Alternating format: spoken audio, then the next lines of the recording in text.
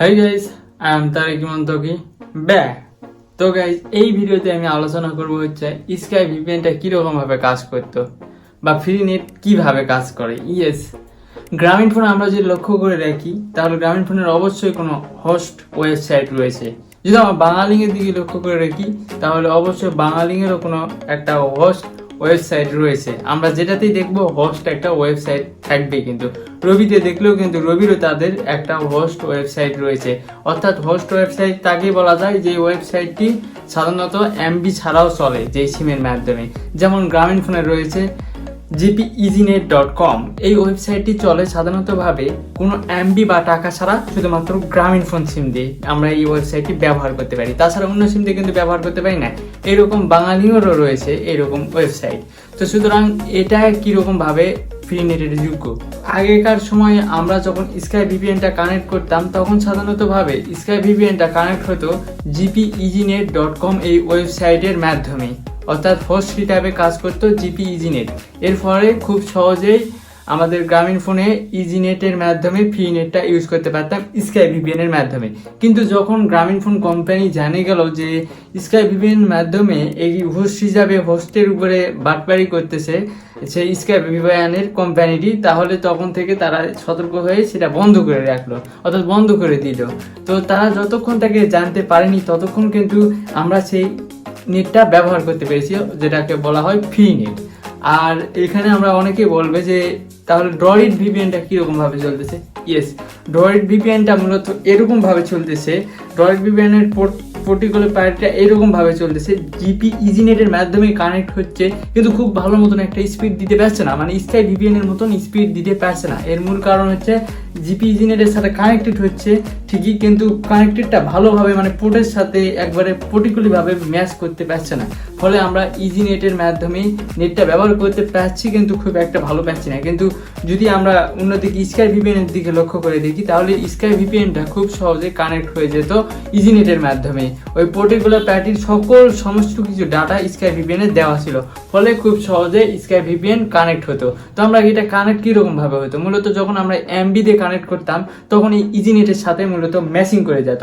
অর্থাৎ যেই সিমের সাথে আমরা কানেক্ট করতাম সেই সিমের হোস্ট সেটাকে আগলে রাখতো, অর্থাৎ কানেক্টেড হতো প্রথমে এমবির মাধ্যমে।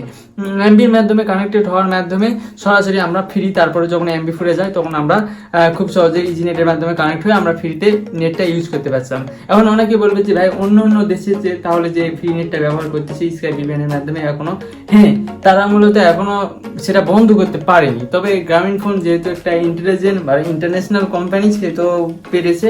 তবে অন্য কোম্পানিগুলো একটু ছোটো মোটো, এই জন্য তাদের এখনো সার্ভারটা একটু ডাউন, মানে দুর্বল হয়ে গেছে, ওই জন্য চলতেছে। যেমন বাঙালি কিন্তু এখনো ফ্রি নেট ইউজ করা যাচ্ছে, তারা মূলত সেটা বন্ধ করতে পারেনি। সেটা সম্ভবত ফোন নামে একটা অ্যাপ্লিকেশনের মাধ্যমে। অবশ্যই আপনারা গুগল প্লে স্টোরে এই অ্যাপসটি পেয়ে যাবেন, যে অ্যাপসটির মাধ্যমে বাঙালিংয়ে 100% ফ্রি নেট ইউজ করা যাচ্ছে, কিন্তু অন্য সিমে এই ইন্টারনেট ইউজ করা যাচ্ছে না ফ্রিতে।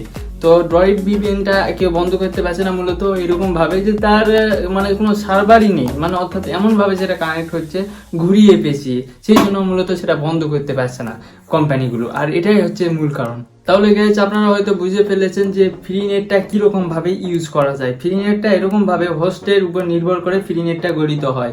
যখন আমরা যে কোনো অ্যাপ্লিকেশন পাই সেই অ্যাপ্লিকেশনটা সাধারণতভাবে হোস্টের উপর নির্ভর করে। যদি হোস্টের সাথে সেই অ্যাপ্লিকেশনটা বা ভিপিএনটা যদি ম্যাচিং করে যায় তাহলে আমরা ফ্রি নেট ইউজ করতে পারি। যদি ম্যাচিং না করে দেয় তাহলে আমরা ফ্রি নেট ইউজ করতে পারি না। যেমন আপনারা যদি বলেন যে অনেক ভিপিএন রয়েছে, যেমন টুরবো ভিপিএন যে অ্যাপ্লিকেশনগুলো রয়েছে সেগুলাতে কিন্তু 100% ফ্রি নেট ইউজ করা যায় না। তার মূল কারণ হচ্ছে তাদের নিজস্ব সার্ভার রয়েছে। যাদের যে ভিপিএনের নিজস্ব সার্ভার রয়েছে সেসব ভিপিএন দিয়ে কিন্তু ফ্রিতে ইউজ করা অসম্ভব ব্যাপার।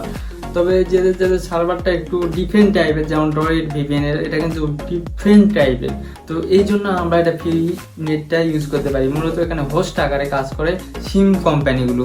যেমন ধরুন আপনি একটা অ্যাপ্লিকেশন বানালেন, এই অ্যাপ্লিকেশনটার ওনার যদি আপনি হন, যদি আপনার সার্ভার থেকেই কানেক্ট হয়ে যায় তাহলে কিন্তু এটা কখনো ফ্রি নেটটা ইউজ করা সম্ভব হবে না। যে কোম্পানিগুলো বানায় ফ্রি নেটের জন্য অ্যাপ্লিকেশন, তারা মূলত করে কি, সেটা হচ্ছে আমি যেই অপারেটর কাছ থেকে নেটটা ব্যবহার করতেছি সেই অপারেটরের হোস্ট যেটাই থাকুক না কেন সেই ওয়েবসাইটের সাথে মূলত কানেক্ট হওয়া, তারপর থেকে সেই ওয়েবসাইটের থেকে ট্রান্সফার হয়ে তার কাছে পাঠানো, মানে তার কাছে তথ্য পাঠিয়ে কানেক্ট হওয়া। তো এটাই মূলত কাজ এই ফ্রি নেটের। তো আশা করি এই ভিডিওটি আমি মোটামুটি কিছু হলেও বুঝাতে পেরেছি। যদি বুঝাতে পেরে থাকি তাহলে অবশ্যই আমার ইউটিউব চ্যানেলটিকে সাবস্ক্রাইব করার পর পাশের বেল আইকনে ক্লিক করে রাখবেন এরকম ইন্টারেস্টিং ভিডিও পাওয়ার জন্য। তো সকলে ভালো থাকবেন, সুস্থ থাকবেন, আল্লাহ হাফেজ, টাটা।